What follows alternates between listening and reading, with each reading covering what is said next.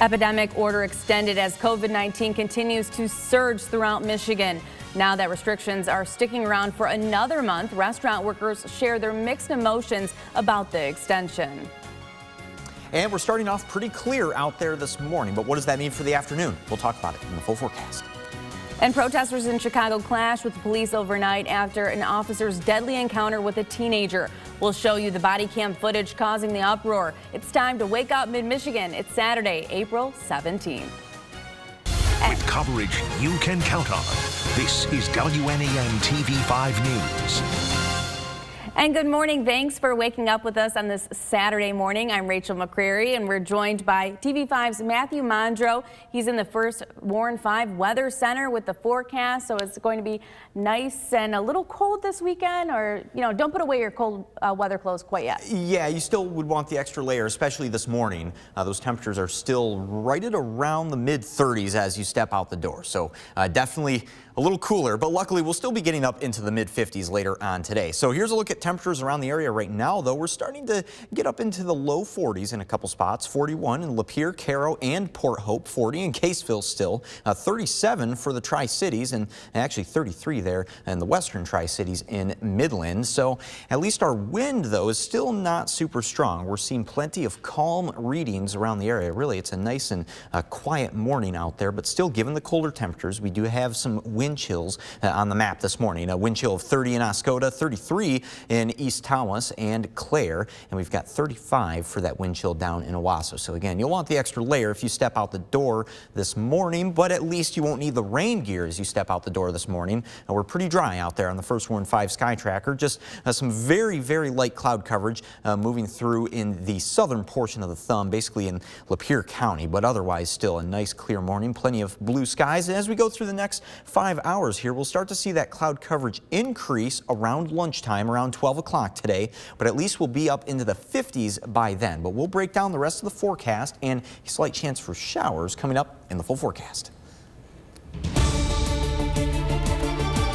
And breaking new this morning, Johns Hopkins University is reporting the death toll from COVID-19 tops 3 million worldwide.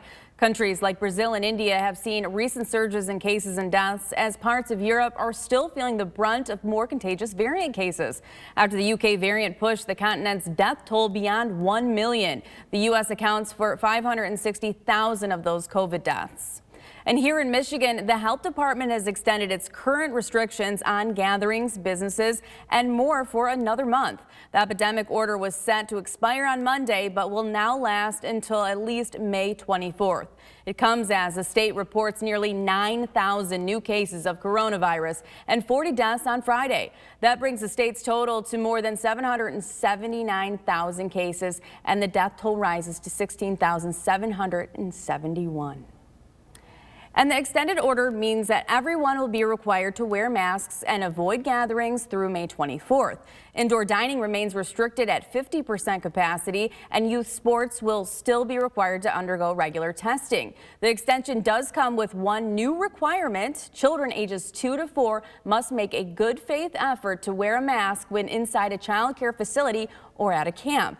Many restaurant and bar owners are now relieved that there are no tighter restrictions put in place because, as TV5's Kendall Keys reports, they already have a lot on their plate. An extension on the state health department epidemic order means 5 more weeks of 50% capacity for restaurants. It's the cost of doing business as COVID hospitalizations increase. Staff at Stables Martini and Cigar Bar on Midland Street in Bay City have mixed emotions. It's better than being shut down, better than the negative.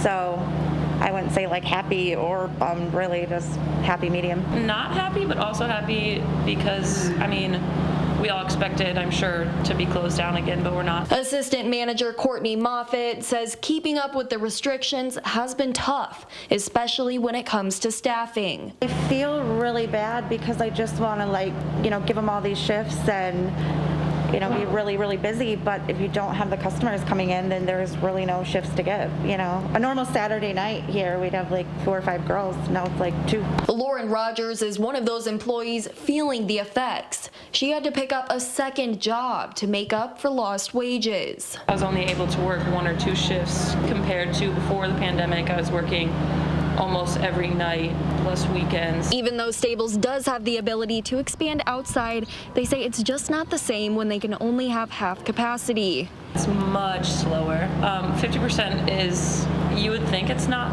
that crazy, but it actually is. Filling up that 50% capacity tonight, bar-goers Alan Brownlee and Edward Barnett. They say enough is enough. If we just keep extending it, eventually all these businesses that make this area so great are going to fail. Still, the state health department says these restrictions are necessary to bring down COVID rates to give hospitals a fighting chance. In Bay City, I'm Kendall Keys, WNEM TV5.